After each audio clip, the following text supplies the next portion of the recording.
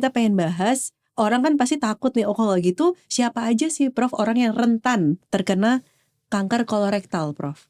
Yang paling bagus awalnya adalah pada setiap orang agar selalu memperhatikan hasil karyanya di pagi hari habis buang air besar.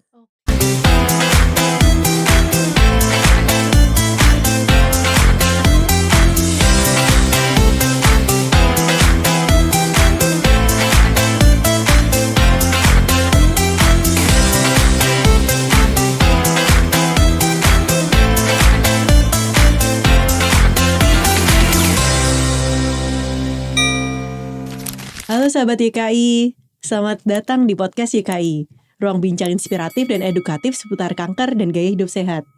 Saya Arsita Pramudita, senang sekali berjumpa kembali dengan sahabat YKI. Nah, episode ke-6 podcast ini terselenggara atas dukungan PT CKD Auto. Nah, kali ini kita akan membahas topik penting, namun kadang orang sering lupa, yaitu mengenai kanker kolorektal atau kanker usus besar. Nah, bahasanya aja lumayan menyeramkan ya, kanker kolorektal. Tapi apakah semenyeramkan itu? Nah, menurut data Globokan 2022, lebih dari 34.000 orang Indonesia didiagnosa kanker usus kolorektal dalam setahun. Dan lebih dari 25.000 jiwa kehilangan nyawa. Karenanya angka ini terus meningkat. Terutama banyak yang belum tahu apa sih gejala awalnya dan cara pencegahannya. Nah, bersama saya hari ini kita beruntung telah hadir guru saya, seorang tokoh pakar yang kita hormati, Profesor Dr. Aru Wisaksono Sudoyo, Ketua Umum Yayasan Kanker Indonesia dan pakar hematologi onkologi medik. Mari kita gali bersama agar kita semua bisa lebih paham dan waspada memilih hidup yang lebih sehat. Oke, sekarang kita sapa Prof. Aru dulu. Halo Prof. Aru. Halo. Halo. Apa kabar? Baik. Apa kabar semua juga? Iya, kita sapa dulu sahabat DKI ya yang nonton ini. Oke. Nah, Prof. Aru, mungkin kita akan mulai bahas ya, karena ini banyak banget ternyata orang yang penasaran, Prof. Apa itu kanker kolorektal dan mengapa penting untuk kita waspadai? Tuh, Prof. Nah, mungkin sebenarnya apa itu kanker kolorektal? Sebenarnya itu dulu aja, Prof. Karena bahasanya kok kolorektal, apa itu? Ya, sebetulnya di tubuh kita ada alat pencernaan namanya kolon dan rektum. Ya, kolon dan rektum itu kalau misalnya kita melihat gambar yang di sini, ya, itu kita akan melihat bahwa secara anatomi yang gambarnya yang usus yang besar itu usus besar.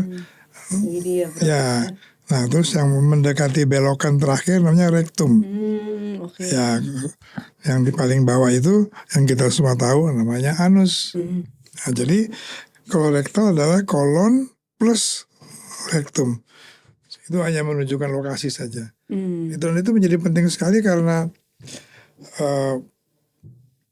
mungkin 20 tahun yang lalu waktu saya masih gondrong dulu, itu kanker ini tidak masuk hitungan. Tidak masuk hitungan 10 besar. Sekarang sudah nomor 3 di Indonesia. Mengapa? Karena gaya hidup kita yang berubah. Karena gaya hidup kita yang sudah berlebihan. Ya, nanti kita akan membahas mengenai makanan dan sebagainya. Tapi itu intinya adalah bahwa kanker ini sudah menjadi kanker yang penting. Mungkin kalau kita ngelihat jumlahnya, ya dari 285 juta ada 40.000 pasien baru setiap tahun. Tapi kita mesti melihat bagaimana penderitaan yang dibawa oleh penyakit itu terhadap pasien dan seluruh keluarganya bertahun-tahun, terutama bila datangnya terlambat. Jadi itu yang penting kita bahas. Dan akan kita bahas hari ini. Oke, siap. Terima kasih Prof. Itu menarik banget karena tadi Prof bilang ya 20 tahun ini trennya katanya meningkat. Yang tadinya tidak diperhitungkan, yang pas zaman Prof Aru gondrong tadi, terus sekarang malah jadi top 3 besarnya Indonesia gitu. Nah, baik Prof. Nah, kalau gitu boleh, tadi kan Prof juga udah menunjukkan perbedaan ya tadi antara kanker usus besar lalu dengan kanker rektum. Nah, Prof sendiri untuk di praktek sendiri seberapa umum sih Prof bertemu pasien seperti ini? Ya cukup banyak karena kebetulan Hmm. saya seorang ahli kanker Hmm. yang lebih ke keminatan mengenai kanker saluran cerna. Jadi ya banyak yang datang ke saya. Jadi cukup banyak dibandingkan dengan kanker lain. Walaupun kita tahu kanker payudara nomor 1, kanker paru nomor 1, tapi udah menjadi nomor 3 tuh udah dapat medali perunggu pokoknya. Betul. Ya, jadi kita melihatnya begitu. Siap Prof. Nah mungkin pertanyaannya tadi Prof, kan kita pengen bahas, orang kan pasti takut nih, kalau gitu siapa aja sih Prof orang yang rentan terkena kanker kolorektal Prof? Ya, pada umumnya mereka yang berusia di atas 50 tahun. Karena itu sekarang dianjurkan mereka yang berumur 45 malah sudah harus mulai menjalani screening. Nanti kita bicara screening nanti. Tapi artinya yang rentan itu sebenarnya laki-laki dan perempuan sama. Dan karena apa? Ini adalah kanker yang paling berhubungan dengan lingkungan. Karena lingkungan yang membuat kanker itu kita masukkan ke dalam tubuh kita sebagai makanan. Walaupun kita tahu juga banyak unsur lain yang harus kita perhatikan ya. Jadi misalnya kalau sekarang ini ada satu transisi gaya hidup. Ya mungkin tahun 60-70 kita masih banyak makan makanan yang lebih alamiah. Sekarang sudah banyak sekali kita dikepung oleh makanan apa yang disebut ultra proses. Silahkan para pemirsa juga cari itu apa itu ultra processed food atau makanan ultra proses. Itu adalah semua makanan yang sudah diolah sehingga berubah bentuk dan kemudian ada tulisan di belakang kecil-kecil bahan-bahan yang kita tidak ketahui namanya itu pengawet. Dan itu bukan hanya makanan yang kelihatan jorok atau justru enggak, yang bagus-bagus di supermarket, biskuit-biskuit, makanan yang olahan gitu. Jadi sekarang banyak sekali yang dulu itu langka dan mewah, sekarang sudah semua orang bisa punya akses ke situ. Yang kedua adalah bahwa kita sekarang mengalami westernisasi. Kita mengalami perubahan pola ke arah makanan barat. Lebih banyak yang digoreng, lebih banyak yang lebih sedikit sayurnya. Coba Anda minta salad di McD atau KFC. Saya berani menyebut nama itu. Cari di data itu salad. Tidak ada. Ya. Artinya gaya hidup kita itu sudah ke arah makanan yang rendah serat dan boleh dikatakan rendah serat itu akan lebih merangsang terjadinya kanker dan juga tinggi lemak. Ya, karena lemak itu akan merangsang asam empedu kita dan asam empedu kita itu yang sebetulnya bisa mengiritasi usus. Karena sayurnya rendah, makanya makanan menjadi lambat. Jalannya makanan yang lambat itu mengakibatkan tergerusnya saluran usus besar kita itu dengan asam empedu yang banyak sehingga timbul perubahan bentuk dari sel. Itu awal dari kanker itu. Biasanya dimulai dengan munculnya polip. Nah polip itu kemudian kita tenggarai sebagai sebuah awal proses terjadinya kanker. Perlu waktu lama sebenarnya. Perlu kira-kira antara 10-20 tahun untuk gangguan pertama sehingga menjadi sebuah tumor. Jadi karena itu usianya pada umumnya 45-50. Dan karena itu juga terutama di negara yang bisa mempunyai dana screening besar, kita diharapkan menjalani peneropongan atau kolonoskopi pada waktu kita mencapai umur 50. Bahkan sekarang turun ke 45. Karena begitu semakin banyak kanker usus besar. Oke, Prof. gitu.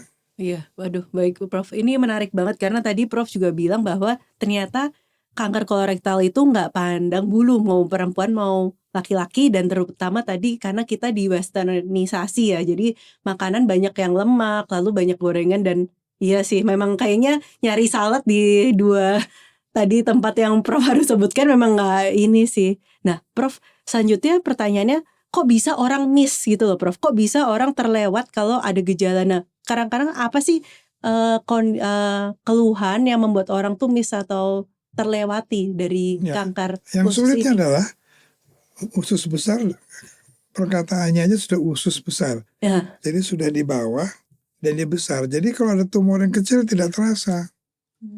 Kalau ada tumor yang masih bentuk polip, masih belum belum memenuhi separuh dari jalannya usus, masih belum mengganggu.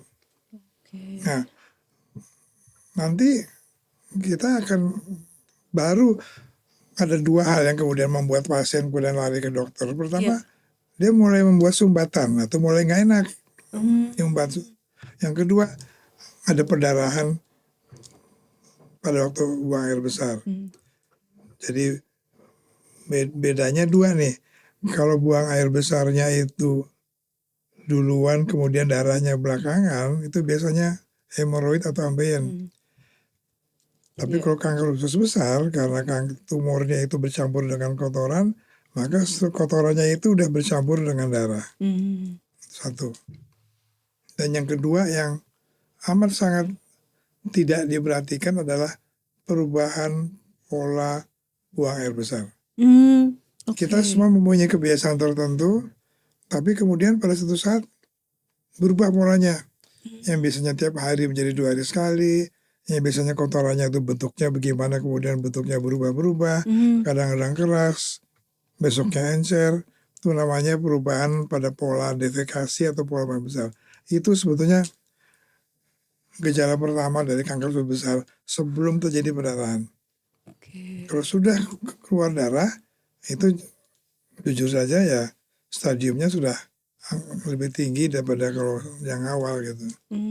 Tapi itu berubahnya pola buang besar. Jadi tolong masyarakat itu membiasakan untuk memperhatikan polanya. Sebuah topik yang sulit. Iya. Ya, saya bisa minta pada pasien untuk diambil darahnya dan membuang uang banyak untuk mengetahui penyakit. Tapi begitu harus membawa kotorannya ke laboratorium, jijik dan nggak mau. Kalau biayanya murah. Jadi memang ada hambatan psikologis juga kalau udah membahas topik ini.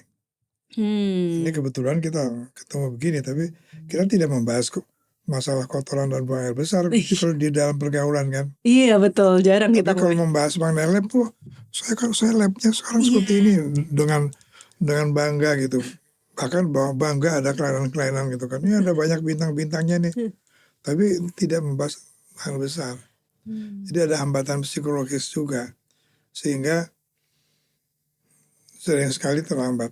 Mungkin kalau kita pikir kalau ada stadiumnya tuh 1, 2, 3, 4, 70% lebih sudah stadium 3 dan 4. Karena pertama tidak dirasakan, kedua kalaupun dirasakan ada semacam denial, nyangkal, enggak, mosok-mosok sih gitu. Dan yang ketiga, enggan memeriksakan kotoran, malu, sungkan. Jadi ada suatu barrier atau ada satu tembok sosial yang membuat seseorang itu enggan untuk melaporkan kepada dokternya mengenai sesuatu yang berhubungan dengan kotoran, buang air besar dan sebagainya. Nah, Prof, berarti menarik banget. Terus menurut Prof bagaimana sih biar kita memperhatikan, karena kayaknya saya banyak orang yang bercerita bahwa loh BAB saya tuh misalnya memang normalnya 3 hari 4 hari gitu, seperti itu. Apakah terus mereka malah menyaksikan apakah itu normal buat saya. Jadi apakah berarti setiap orang itu punya ciri khas masing-masing, Prof? Ya, Nah, punya masing-masing. Begitu ada perubahan, nah masalahnya cuma satu, seharusnya pada usia tertentu kita menjalani kolonoskopi. oke. Tapi lagi-lagi hambatan psikologis untuk menjalani peropongan. Kedua, mahal. Iya. Dia Iya. bukan bagian dari program screening pemerintah. Hmm. Nah, screening yang ada adalah kotoran yang sebetulnya tidak mahal. Tapi membawa kotoran ke laboratorium adalah setengah tabu gitu. Tabu. Untuk mengambilnya saja dari yang ngambang itu Oh iya, yang ngambang di sudah toilet. menjadi hambatan gitu. Oh. Itu baru ngambil. Tapi ya mungkin yang paling bagus awalnya adalah pada setiap orang agar selalu memperhatikan hasil karyanya di pagi hari habis buang air besar. Oke, memperhatikan hasil karyanya. Jadi Iya. udah selesai diintip. Diintip. Biasanya langsung digerujuk gitu kan. Iya, betul. Lihat ada perubahan bentuk apa tidak, ada darah apa tidak. Jadi memang harus ada extra effort, harus upaya yang lebih untuk mencari. Oke. Tapi dengan menyadari bahwa ini kanker yang cukup sering didapatkan, saya banyak mendapatkan, dan ini sedihnya adalah bahwa sebetulnya bisa ditemukan dalam stadium yang lebih awal. Gitu. Jadi memang pada akhirnya menyangkut edukasi, tapi juga menyangkut kemampuan seseorang untuk memecah barrier atau halangan-halangan psikologis itu. Iya. Untuk tidak jijik, untuk mau membawa kotoran ke laboratorium dan sebagainya. Oke. Jadi itu yang penting gitu. Oke, terima kasih Prof. Berarti pesan pentingnya itu jangan lupa tengok karyanya di toilet setiap pagi. Kalau habis mendengarkan ini jangan lupa nengok karyanya. Jadi jangan cuma sekedar ke toilet aja gitu ya Prof ya. Siap, terima kasih Prof. Nah, terus Prof, mungkin ini juga ada yang menanyakan, kalau gitu untuk usia muda gimana nih Prof? Apakah mereka juga rentan terkena Prof? Nah kan sebetulnya kanker usus besar itu membutuhkan waktu lama. Nah iya. Antara 10 tahun sampai 20 tahun. Justru pada waktu masa muda itu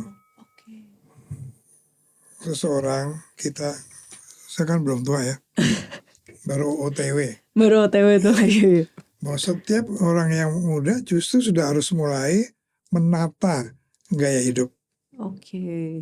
Dengan kesadaran bahwa 90 sampai 93% dari faktor risiko kanker itu datangnya dari lingkungan, bukan keturunan.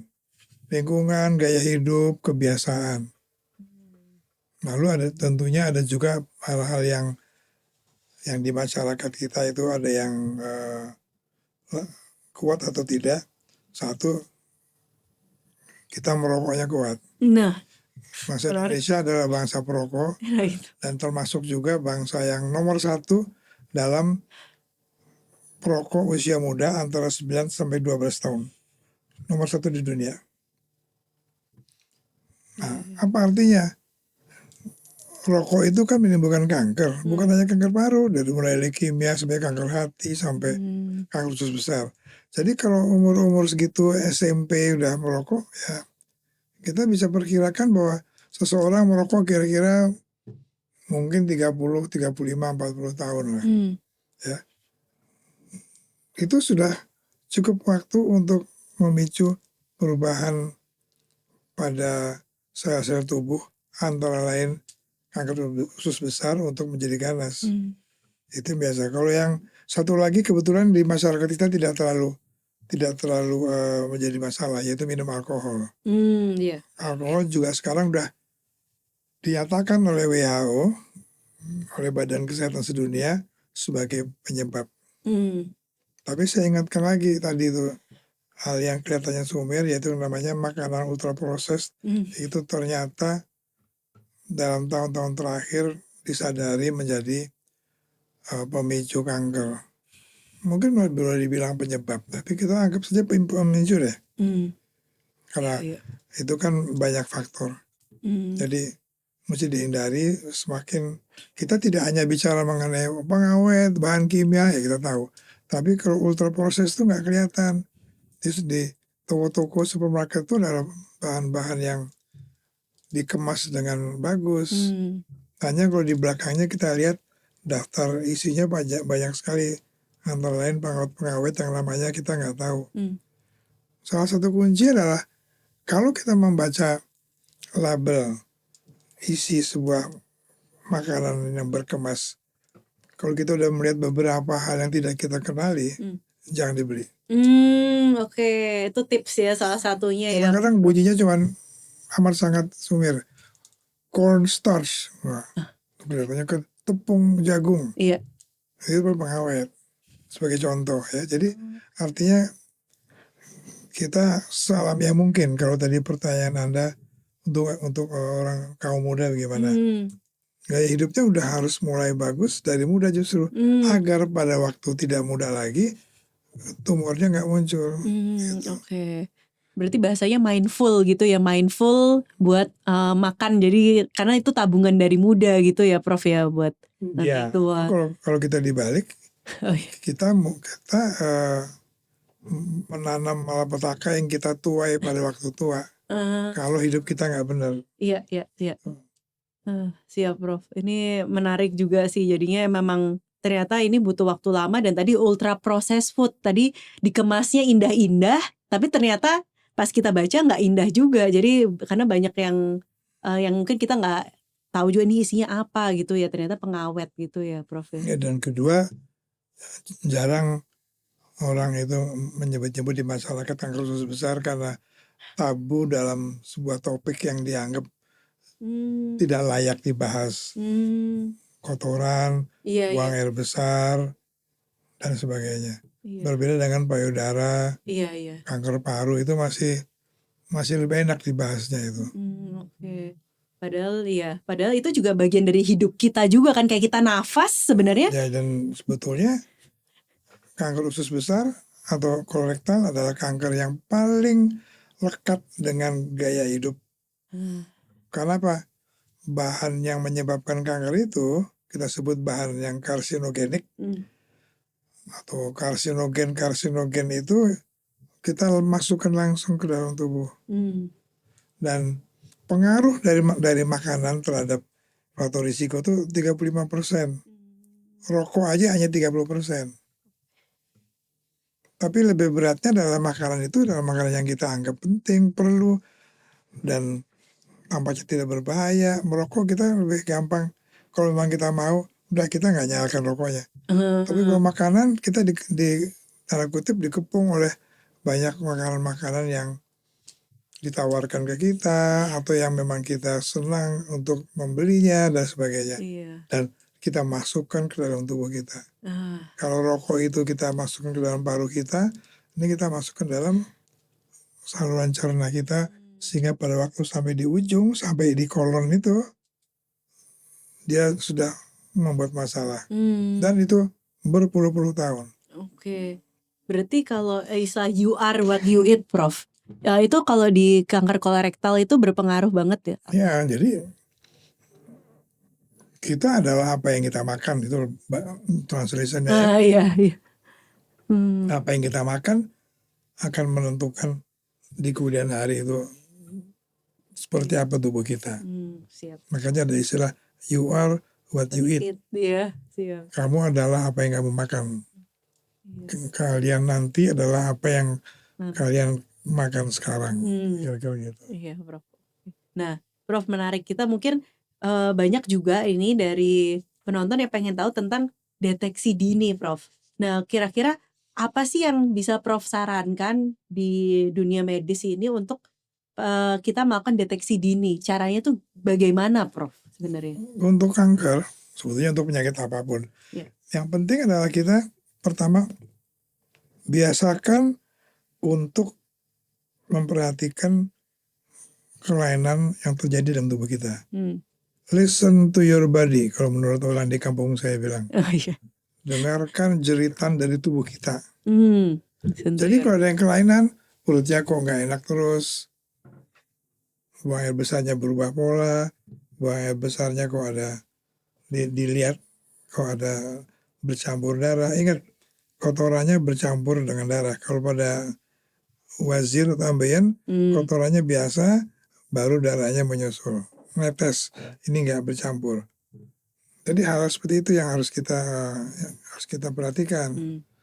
Dan yang kedua, secara medis teknis tentunya idealnya adalah setiap orang pada waktu umur 45-50 menjalani kolonoskopi yang mahal. Iya. Ya, jadi dan screening itu deteksi dini tidak diganti oleh BPJS. Nah, itu yang jadi masalah kan, jadi ya terpaksa keluar rumah sendiri.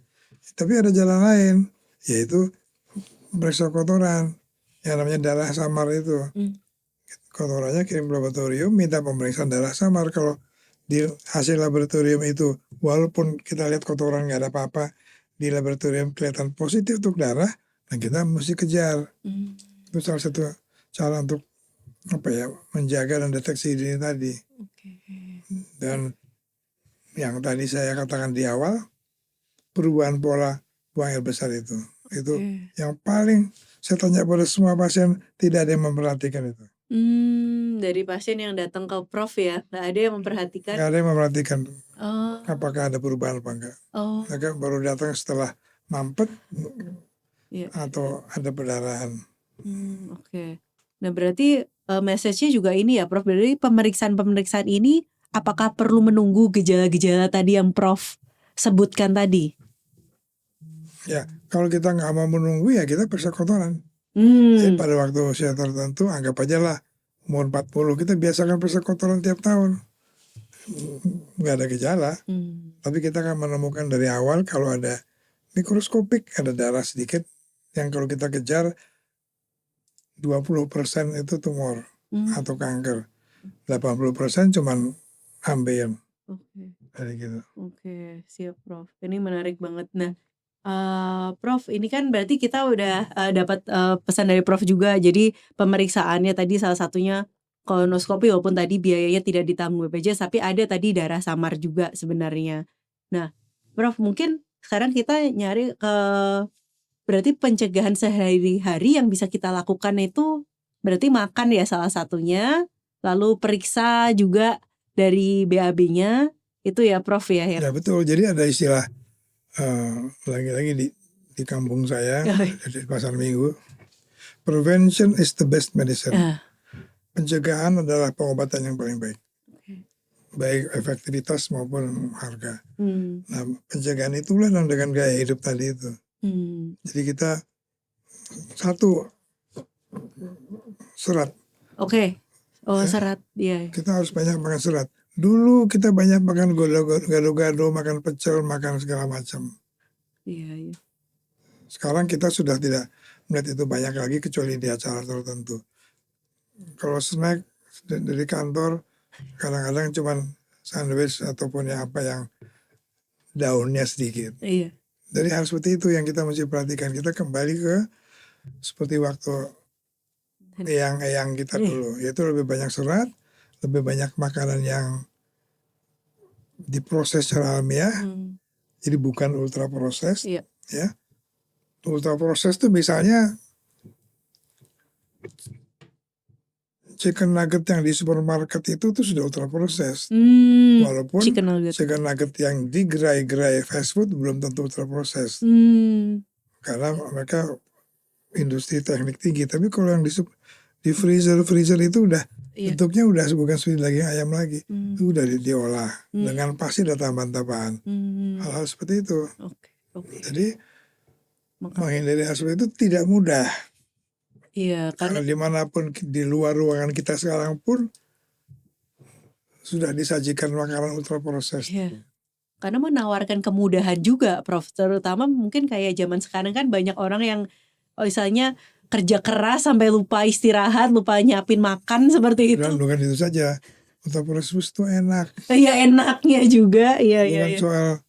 Bukan soal hanya karena sibuk ya Prof. Sibuk. Ya memang enak. Emang enak, iya sih. Apapun ultra proses terus kemudian digoreng, apapun digoreng ya enak gitu. Jadi benar-benar.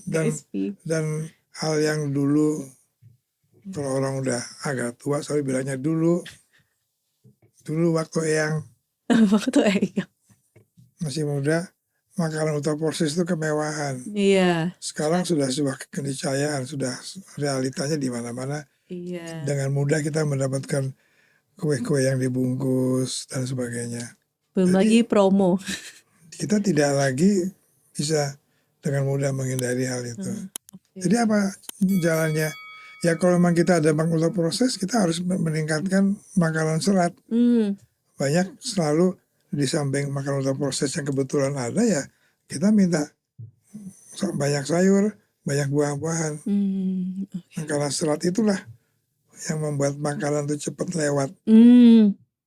Dan Oke. kalau makanan itu lambat di jalan, karena tidak ada seratnya, jadi nggak berat kan, dia lambat di jalan, maka makanan-makanan itu akan mengiritasi ususnya lebih berat, menjadi ada perubahan dari lapisan yang kemudian digurus terus, lama-lama dia jadi jendolan, namanya polip, lama-lama berubah menjadi sebuah tumor. Dan tumor itu tumor ganas, kita sebut kanker. Jadi sekali lagi, kita tidak bisa menghindari, tapi kita bisa mengurangi. Dan yang kedua, kalaupun kita tidak bisa mencegah kanker sepenuhnya, ya kita harus bisa mendeteksi dini. Karena sama juga seperti moto dari Yayasan Kanker Indonesia, kanker yang dideteksi pada stadium dini itu bisa disembuhkan. Stadium 1, 2 masih lebih mudah disembuhkan dari 3 dan 4. Ya, seperti kita ketahui, pengobatan kanker usus besar yang utama adalah diambil, yaitu operasi. Kedua disusul dengan terapi sistemik namanya, yaitu obat yang dimasukkan ke dalam tubuh baik secara infus maupun secara oral, kita sebut kemoterapi. Sekarang ada yang baru lagi, obat yang masuk itu ada yang berupa obat-obat canggih yang kita sebut terapi target, ada yang sekarang mempengaruhi kekebalan tubuh namanya imunterapi, tapi semuanya masuk dalam terapi sistemik. Pada beberapa kanker seperti yang di rektum tadi, itu seringkali juga dikombinasi dengan radioterapi. Nah kadang-kadang kalau kankernya itu terlalu besar atau terlalu terletak di bawah, pada waktu dioperasi nggak bisa disambung lagi. Nah kita mesti bikin kantong. Itu menjadi masalah lagi bagi pasien karena secara psikologis itu amat berat. Walaupun pada akhirnya YKI mempunyai masyarakat yang punya kantong itu, yang jadi ostomate namanya, yang mempunyai stoma atau kantong, pada umumnya mereka tetap hidup normal. Tapi bagaimanapun juga, kalau udah dikatakan bahwa itu harus dipasang kantong, ada yang sampai bilang saya lebih baik mati tapi ususnya usus utuh daripada pakai kantong. Jadi lagi-lagi selama kita bisa menemukan dalam stadium dini, kita menghindari jalan-jalan keluar seperti itu tadi. Oke. Nah, Prof, ini menarik. Tadi kan Prof kan juga menjelaskan tentang pengobatan-pengobatan untuk kanker kolorektal atau kanker usus ini.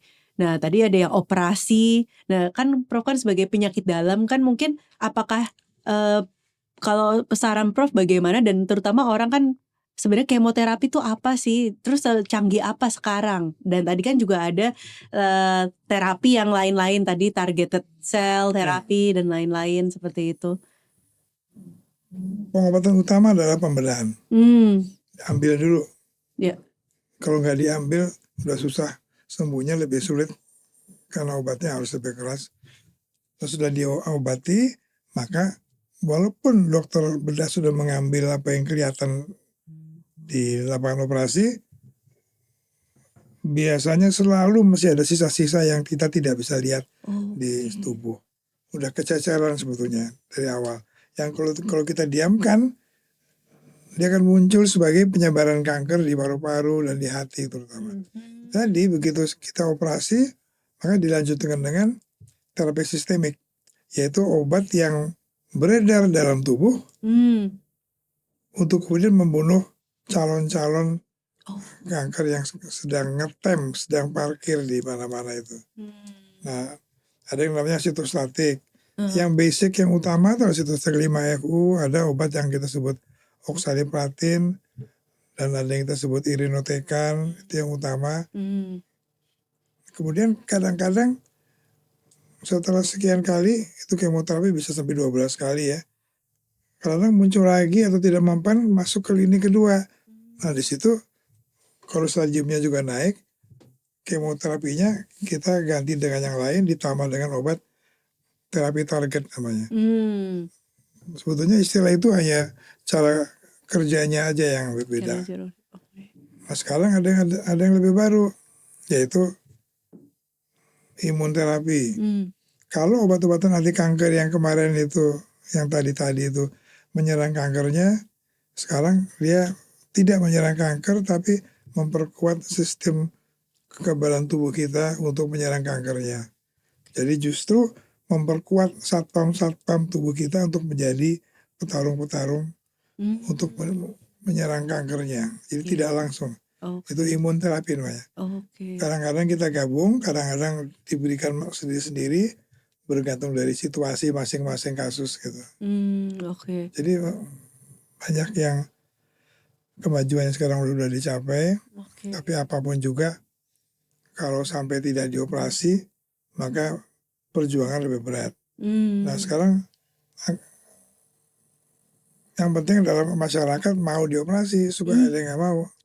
Pengalaman Prof sama berpraktek juga banyak ya Prof ya. Dan yang kedua, ada yang memang tidak bisa dioperasi langsung karena begitu besarnya. Jadi biasanya kita memberikan kemoterapi dulu, kita kecilkan, baru dioperasi, kemudian lanjut kemoterapinya. Jadi macam-macam sekarang cara pengobatannya dan pendekatannya juga macam-macam. Berarti sekarang lebih banyak opsi juga ya untuk. Ya, tapi opsinya itu juga pada akhirnya munculnya stadium tidak lebih bagus juga. Kemajuan masyarakat kita tidak berarti kemajuan dalam pengetahuan mengenai penyakit. Jadi tetap saja datangnya stadium yang tinggi sehingga obat-obatannya berat, lebih mahal. Dan tidak semua obat itu diganti oleh BPJS. Ini yang penting, kecuali stadium-stadium yang lebih dini. Begitu udah sampai ke target terapi sudah nggak diganti oleh BPJS. Apalagi imunterapi. Itu pentingnya deteksi dini tidak hanya dari segi kesehatan secara umum dan utama, tapi menyangkut beban ke keluarga, beban ke negara, terutama ke keluarga. Nah itu Prof, kalau keluarga bagaimana Prof kira-kira yang? Nah sekarang kalau mereka yang mempunyai orang tua kanker usus besar, anak-anaknya itu gaya hidupnya harus lebih sehat dari orang lain. Karena mereka mempunyai kemungkinan kena kankernya 2-2,5 kali lebih besar dari orang lain yang tidak mempunyai orang tua yang berkanker usus besar itu. Jadi konsekuensi dari mempunyai generasi di atas orang tua itu kanker usus besar adalah anak-anaknya hidupnya harus lebih baik dan dia harus menjalani screening lebih awal. Dan kalau bisa kolonoskopi pada usianya. Pemeriksaan kotoran harus lebih cepat. Tapi yang penting gaya hidup harus lebih baik dari orang-orang lain yang tidak mempunyai kanker usus besar dalam keluarga itu. Nah itu menarik Prof, karena kan berarti kan ini kan kalau misalnya dia punya keluarga berarti dia punya faktor resikonya seperti itu Prof. Ya. Nah ini bukan faktor diturunkan. Ini bukan faktor diturunkan. Kalau diturunkan namanya herediter, tapi ini namanya familial. Artinya dalam satu keluarga itu karena lingkungan dan bahan-bahan masuk dalam tubuhnya itu sama dari kecil, maka dalam satu keluarga itu bisa ada kanker lebih banyak dari keluarga lain. Itu namanya familial, bukan diturunkan. Tapi memang banyak dalam komunitas keluarga itu. Iya, karena habitnya mungkin ya, atau kebiasaannya gitu. Dan kecenderungannya dan sebagainya. Siap Prof. Nah, mungkin jadi teringat ini Prof, soalnya kan biasanya kan orang juga nanya, terus cara masak yang oke gimana Prof buat ini? Kembali lagi mungkin praktisnya gitu loh buat Karena kan ada bilang arang-arang. Ada yang saya dengar cerita dari kecil makan sate terus, Prof, di Enggak YouTube sih, itu. sebetulnya yang arang-arang itu hanya berlaku untuk daging merah. Jadi Hmm. kalau kita makan sate ayam sampai gosong ya nggak apa-apa juga. Ikan bakar juga harus ada gosongnya juga. Oh. Tapi hanya berlaku untuk daging merah. Oh. Adalah sebuah mitos bahwa semua arang-arang bikin kanker. Hmm. Karena yang bikin kanker bukan arangnya, tapi daging merah dengan lemaknya yang dibakar langsung dengan api di bawah. Oh. Jadi di barbecue misalnya, Iya, iya. ya atau sate itu. Iya, Nah, atau tapi diinin. kita makan sate banyak dari zaman dulu kok, kita kankernya nggak banyak juga dulu. Iya. Karena jumlah, Jumlah. pertama jumlah. Kedua, kita punya cara hidup yang juga menangkal efek buruk dari makanan. Nah sekarang kemungkinan untuk menangkal itu, melawan itu diperkecil dengan gaya hidup yang jelek, dengan cara makan kita yang jelek itu. Iya, iya. Jadi dan kita udah mulai lebih bisa. Waktu saya masih kecil, teman-teman di sekolah di SD bilang, oh dia enak ya, kaya tuh, dia bisa makan ayam tiap hari. Sekarang bukannya tiap hari, kan 3 kali sehari makan ayam juga bisa. Iya, iya. Menjadi berlebihan. Iya, iya. Nah, Berlebihannya. kehidupan yang berkelebihan itulah salah satu pemicu dari banyak penyakit. Tapi hari ini topiknya adalah kanker usus besar kan. Iya. Dan itu menyebabkan sebuah masalah yang sulit karena berkelebihan juga bukan sengaja, memang berkelebihan, memang makanan lebih murah, lebih banyak dijual. Ya, kita lihat bagaimana fast food di Indonesia tuh baru muncul pertengahan 70-an. Iya, iya. Ya, jadi sekarang sudah sampai kampung-kampung, kota-kota kecil juga ada. Ada. Lagi-lagi mengenai lifestyle atau Iya. gaya hidup. Iya. Oke. Kanker usus besar adalah penyakit lifestyle yang paling berperan dalam dunia kanker ya. Gitu. Siap, Prof. Aduh, terima kasih banyak loh, Prof. Ini benar-benar membuka wawasan saya juga ya. Ternyata tuh lifestyle itu berpengaruh segitu besarnya untuk menentukan tadi resiko kankernya, terutama kanker usus. Jadi mungkin pertanyaan terakhir, Prof. Kira-kira ada pesan apa, Prof, buat para sahabat YKI ini yang ingin lebih hidup sehat dan waspada terhadap kanker? Ya, jadi tadi kan dari awal saya katakan lingkungan atau gaya hidup itu adalah unsur paling besar dalam terjadi kanker. Saya bagi aja, pertama cara kita makan, jumlah yang kita makan, jenis yang kita makan. Satu, jangan lupa olahraga. Jadi olahraga itu ternyata tidak hanya unsur kebugaran, kekuatan, tapi olahraga teratur itu menimbulkan bahan-bahan yang membuat seseorang itu tidak kalah kanker. Dan ketiga, menjaga berat badan. Itu yang utama untuk yang sehari-hari. Tentunya merokok udah bukan topik lagi. Itu udah bukan diperdebatkan lagi. Diperdebatkannya adalah kalau kita mau membawa masalah rokok ke tingkat lebih tinggi lagi, itu malah justru sulit.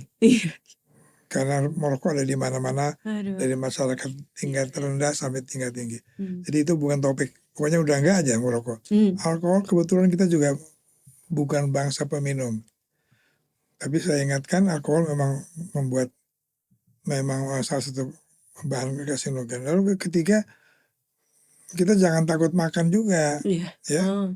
Banyak pasien-pasien saya yang menjadi kurang gizi akibat kasih sayang keluarga. Jangan makan ini, jangan makan ini, jangan makan itu.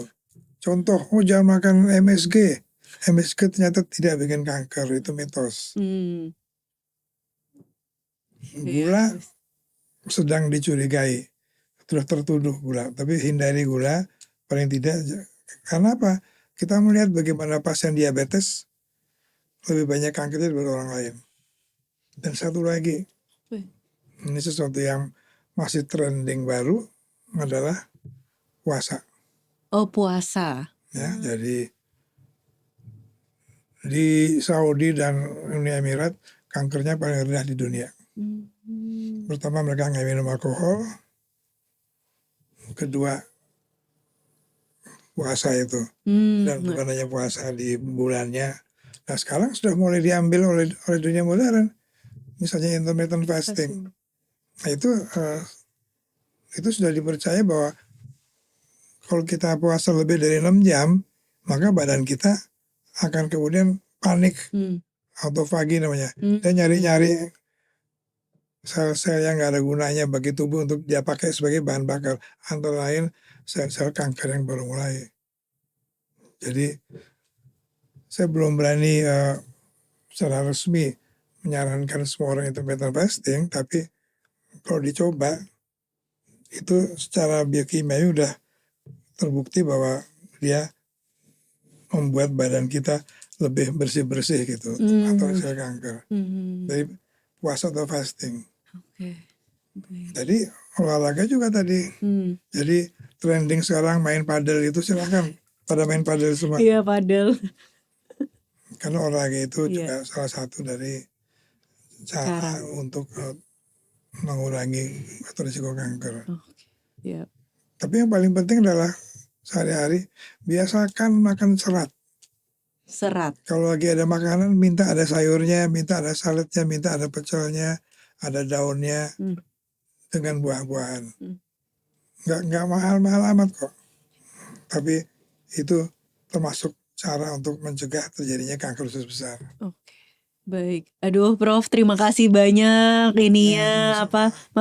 wawasannya hari ini. Jadi terima kasih Prof Faru dan juga atas wawasannya untuk tentang kanker kolorektal, kanker usus, dan semangatnya luar biasa untuk memberikan kami pencerahan dan juga untuk pasien-pasien juga ya Prof ya. Terima kasih juga kepada CKD Auto yang telah mendukung podcast ini. Sahabat YKI, jangan lupa simak sajian edukatif menarik lainnya di podcast YKI TV. Dan Instagram kami jangan lupa di follow ya, @yayasan-kanker-id. Nah, sampai jumpa, ini episode ke-6 dan sampai jumpa ke episode berikutnya. Tetap sehat, tetap semangat bersama YKI. Dadah.